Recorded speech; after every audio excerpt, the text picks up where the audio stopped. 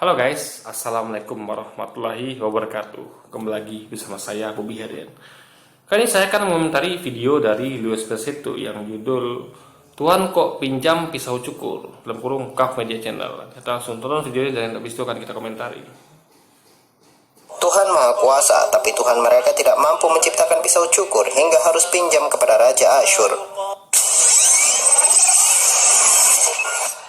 Assalamualaikum, selamat datang kembali di channel ini. Kali ini saya akan melanjutkan untuk meluruskan pengajaran dari Kaf Media Channel yang kemarin saya sudah bahas di part 2-nya, yang mana dikatakan Allah kekal kok lahir dan mati.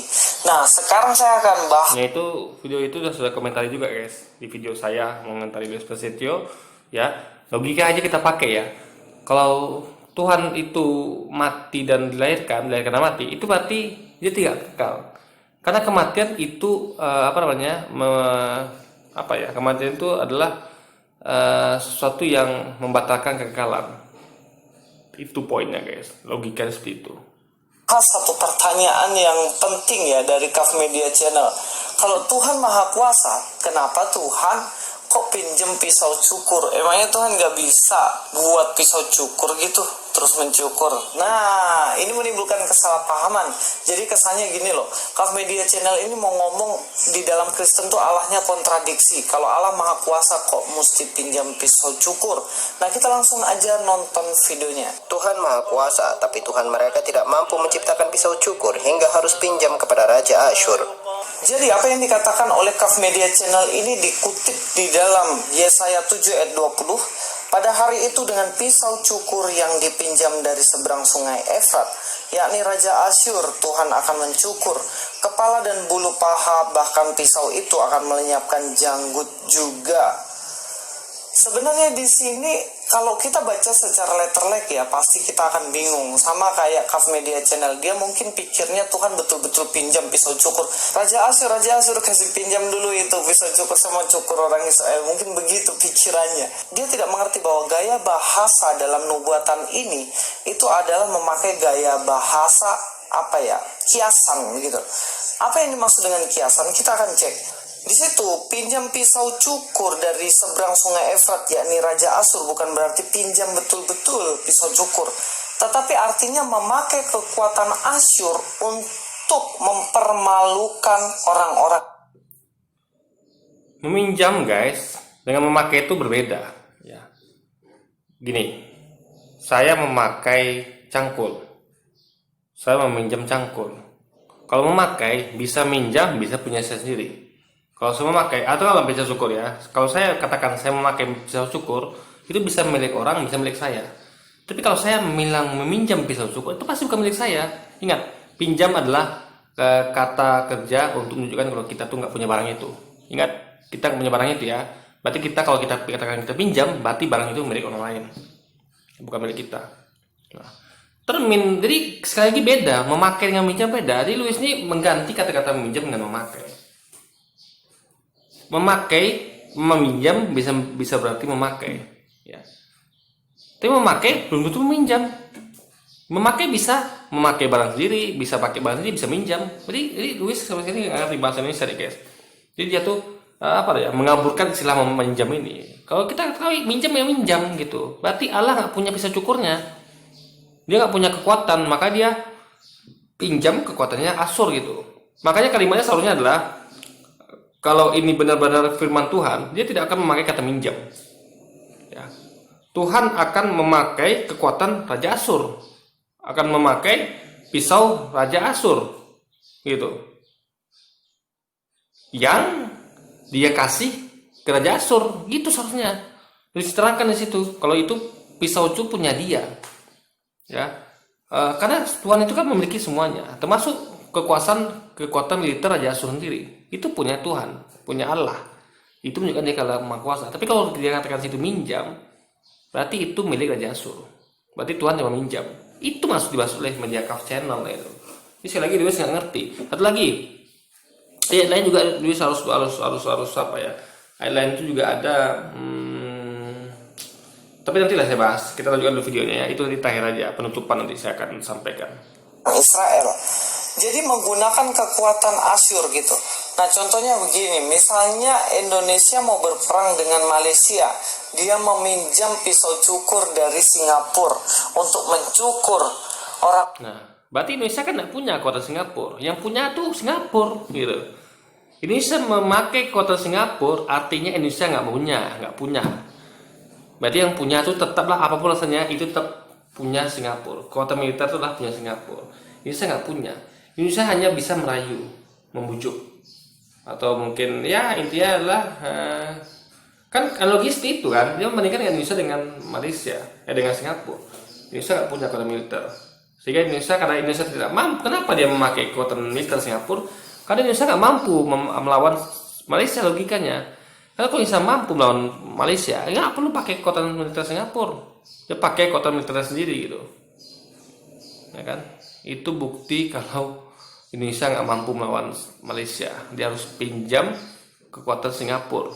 Karena kekuatan itu tetap milik Singapura, bukan milik Indonesia. Bukan berarti ketika Indonesia memerintahkan Singapura serang Malaysia, bukan berarti itu milik Indonesia, enggak. Tetap milik kekuatan militer itu milik Singapura yang Indonesia pinjam untuk melawan Malaysia, guys. Jadi sekali beda ya antara kata meminjam dengan memakai. Meminjam itu bisa berarti memakai, tapi belum tentu. Tapi memakai jelas bukan hanya berarti minjam, bisa jadi pakai barang sendiri gitu. Jadi sekali lagi di sini terbukti Allah dalam Alkitab tuh bukan Allah Maha Kuasa, karena dia harus meminjam, ya, bukan pakai punya sendiri. Yang berarti Raja Asyur itu kekuatan militernya bukan punya Allah, tapi Allah pinjam gitu. Berarti tetap milik kekuatan militer Raja Asyur, guys. Orang Malaysia artinya meminjam kekuatan militer Singapura mungkin untuk menyerang Malaysia. Mungkin seperti itu gaya bahasa yang ringan. Kok bisa kita tahu bahwa itu mempermalukan? Iya, melalui kalimat Tuhan akan mencukur kepala dan bulu paha, bahkan pisau itu akan menyiapkan janggut juga. Ini adalah kata kiasan untuk mempermalukan. Sebab jika orang Israel itu dicukur janggutnya, dicukur rambutnya, digundulin, ataupun sampai pangkal paha, itu adalah bentuk mempermalukan seseorang. Pada waktu itu anak buah Daud pernah diperlakukan seperti ini, guys. Di dalam 1 Tawarik 19:4-5 dikatakan, lalu Hanun menyuruh menangkap pegawai-pegawai Daud itu, disuruhnya mencukur mereka dan memotong pakaian mereka pada bagian tengah sampai pangkal paha mereka. Kemudian dilepaskannya mereka.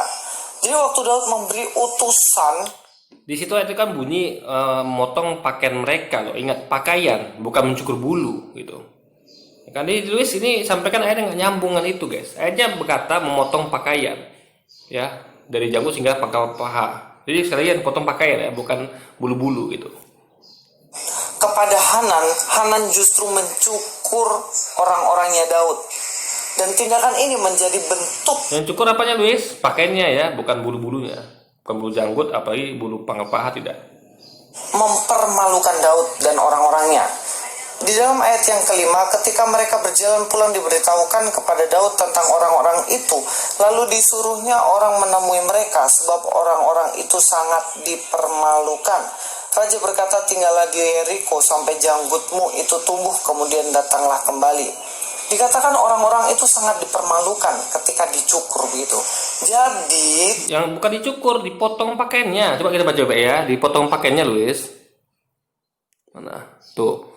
Lalu Hanun menyuruh ya penangkap pegawai-pegawai itu, disuruhnya mencukur mereka. Nah, dicukurnya apa coba?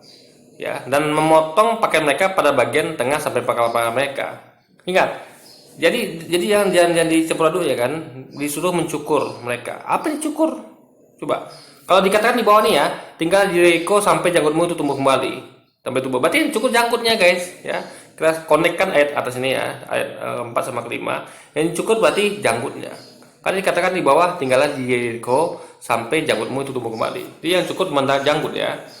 Lalu yang dipotong, jadi yang dipotong sampai pangkal paha itu bukan dicukur tapi dipotong. Yang dipotong itu apa? Ya, pakaian mereka pada bagian tengah sampai pangkal paha mereka. Di sini kita jelas melihat di sini adalah yang cukur itu adalah janggut saja, ya. Lalu dipotong pakaian. Jadi sama sekali bukan yang tadi mencukur sampai janggut sampai apa nama tadi ya, yang pertama tadi itu yang segala macam itu tidak. Jadi bentuk melakukan desain itulah potong janggut, ya, bentuk bukan Israel ya, ini kan Hanun, ini kan belum tentu mewakili orang Israel, tapi hanya yang perbuatan Hanun ya. Ya, dia mempermalukan dengan mencukur janggut dan memotong pakaian dari tengah sampai pangkal paha. Dan ini tentu belum tentu mewakili Israel. Jadi nggak seperti ayat tadi yang mencukur sampai semuanya gitu guys. Janggutmu itu tumbuh kemudian datanglah kembali. Dikatakan orang-orang itu sangat dipermalukan ketika dicukur begitu. Jadi tindakan mencukur seseorang itu adalah tindakan mempermalukan orang itu. Jadi ketika Allah mengatakan saya akan meminjam pisau cukur dari Raja Asyur untuk mencukur, ini menggambarkan bahwa Allah ingin mempermalukan umatnya Israel melalui Raja Asyur. Lalu kenapa kok mesti dipermalukan guys? Sekarang kalau perhatikan ya, itu Rabi Yahudi itu berjanggut loh guys. Bahkan janggutnya saya lihat tuh ada yang dipilin gitu kan. Jadi dan Israel itu kan tidak mengikuti Yesus gitu. Jadi sekali lagi ya tapi kenapa orang Kristen tuh mengganggu-gangguan Israel? Itu anehnya. Jelas-jelas Israel membuli Yesus, bahkan di Israel ini agama nomor satu agama Yahudi, baru Kristen, nomor tiga Kristen. Kristen sangat kecil jumlah di Israel. Tapi kenapa orang Israel tuh mengganggu-gangguan Israel gitu? Dan berteman dekat dengan Israel. Ini aneh sekali menurut saya guys. Padahal Israel jelas memusuhi Yesus gitu. Gitu kan? Di dalam 2 Raja-Raja pasal 17 ayat 7 dikatakan hal itu terjadi karena orang Israel telah berdosa kepada Tuhan Allah mereka. Jadi orang Israel menyembah berhala, berdosa kepada Tuhan. Itulah kenapa orang Israel pada akhirnya dipermalukan oleh Allah melalui Raja Asyur. Nah, penggenapan dari nubuatan Yesaya ini di mana guys? Nubuatannya tergenapi ketika zaman Hosea guys. Di dalam 2 Raja-Raja ini katakan dalam tahun ke-9 zaman Hosea maka Raja Asyur merebut Samaria. Raja Asyur yang kuat adidaya itu bahkan merebut Samaria pada zaman Hosea. Di dalam kalimat selanjutnya dikatakan ia mengangkut orang-orang Israel ke Asyur dalam pembuangan dan menyuruh mereka tinggal di Hala. Orang-orang Israel direbut, diambil, akhirnya mereka disebarkan keluar dari tempatnya supaya tidak memberontak kepada Raja Asyur. Nah, ini adalah penggenapan dari pisau cukur tadi guys. Lalu ketika Kaf Media Channel mengutip ayat ini, bagaimana Tuhan Maha Kuasa kok pinjam pisau cukur, apakah itu justru membuktikan bahwa Allah tidak Maha Kuasa? Salah. Anda 100% salah. Kenapa? Justru ini membuktikan bahwa Allah Abraham, Allah Isa, Allah Yakub, Allah Yahweh justru Maha Kuasa. Sebab ternyata kekuasaannya tidak hanya kepada umatnya orang Israel, tetapi ternyata Raja Asyur yang bahkan luar Israel, bangsa lain, Allah bisa mengendalikan Raja Asyur ini untuk tujuannya. Paham ya? Allah berkuasa atas alam dan cipta. Iya, ini bisa gini. Saya pinjam pisau cukur teman saya, gitu kan? Apakah saya berkuasa meninggal dia? Tidak, ya kan? Saya minjam loh barang-barang dia gitu, ya kan? Barang-barang dia, gitu. Jadi guys, ini adalah barang itu bukan punya Allah. Barang itu adalah barang Rasul. Allah minjam telah minjam, bukan memakai. Berarti Allah tidak memiliki kekuatan militer Asyur gitu. Intinya sekali lagi ya katanya nggak tepat kalau dikatakan meminjam. Ini jelas ini saya kritik gini guys. Ini kan ditulis oleh penulis kitab gitu. Jadi inilah kita bukti ya kalau ini adalah tulisan tangan manusia. Kalau firman Tuhan, firman Allah nggak mungkin yang memakai kata meminjam, dia akan memakai kata memakai. Dia akan pakai kata memakai gitu. Jadi penulis ini jelas silap di sini. Ini jelas kita tahu ketulisan tangan manusia. Maka betul kata Quran sampaikan Alkitab itu sudah diubah dengan tangan manusia. Itu buktinya. Kok bisa meleset gitu? Soalnya kata memakai dikasih kata meminjam. Jadi Tuhan itu menjadi nggak punya barang gitu. Jadi salah kalau penulis katakan Tuhan itu bisa mempengaruhi gitu kan? Mempengaruhi itu hal sepele gitu. Ya kan, tapi faktanya itu berarti Tuhan tuh nggak punya barang itu. Saya pinjam punya teman saya pengaruhi teman saya untuk minjam barangnya pada saya gitu kan, minjam pisau cukurnya. Tetaplah pisau cukur itu bukan punya saya, punya teman saya. Sama kayak tadi, Allah minjam pisau cukur artinya kekuatan militer Raja Asur, berarti Allah nggak punya karena dia minjam gitu. Nah itu masuk dari Kaf Media Channel, dan Luis gagal paham karena itu. Dia menyamakan itu dengan memakai gitu guys. Di sini letak kegagalan pahaman seorang Luis Prasetyo. Tuhan mau bilang badai kau muncul, badai dia muncul.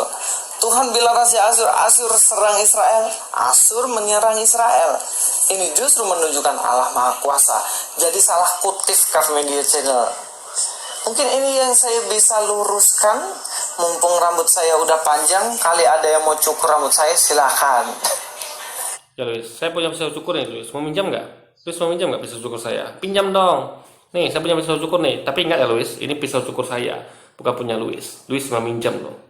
Luis nggak punya pisau cukur ini. Nah itu logikanya guys. Satu lagi saya sampaikan ya. Di lain juga ada bunyinya Allah bergulat dengan manusia dan Allah kalah. Kok bisa? Kan Allah bergulat dengan manusia dan Allah kalah gitu. Lalu kita ngomong lagi mengenai Yesus. Mereka akan mengatakan Allah sama dengan Yesus. Yesus Maha Kuasa. Nah faktanya tidak. Yesus tidak berkuasa untuk mengubah Israel menjadi negara Kristen. Atau minimal pengaruhnya beragama Kristen. Rakyatnya beragama Kristen, tidak. Israel sekarang itu mayoritas Yahudi, kedua Islam, ketiga Kristen. Berarti Yesus gagal. Yesus kan diutus ke Israel. Dia gagal mengubah Israel menjadi negara Kristen. Dia juga gagal menghadapi orang-orang Israel, menghadapi orang Romawi, sehingga dia harus kalah dan disalibkan dan mati disalib. Versi dari orang Kristen, bukan versi saya ya. Dan dia bisa dilempar. Jadi pada mereka ada Tuhan yang tidak Maha Kuasa, sehingga sesuatu bisa dibuli, bisa dilempari batu, bisa dihina-hina dengan di depan mata dia gitu. Kalau Anda hina di belakang dia, is okay. Dalam artian misalnya ada presiden ada hina di belakang dia gitu kan, is okay. Dia mungkin nggak tahu, atau dia tahu tapi dia nggak di depan dia, orang masih berani. Tapi di depan dia gitu loh, ini Tuhan gitu kan, sosok Tuhan. Lalu di depan dia ada hina-hina dia, ada lempari batu, ada kejar-kejar, ada salibkan. Kok bisa? Berarti itu Tuhan nggak Maha Kuasa. Berarti dia bukan Tuhan, dia nggak punya kekuasaan. Berarti faktanya Allah Maha Kuasa, Yesus tidak. Tapi tadi itu Allah nggak Maha Kuasa karena dia nggak punya pisau cukur. Dia harus pinjam dari Raja Asur. Oke, jadi mungkin sekian dulu video kita kali ini guys. Sampai jumpa lagi di video-video selanjutnya. Wassalamualaikum warahmatullahi wabarakatuh.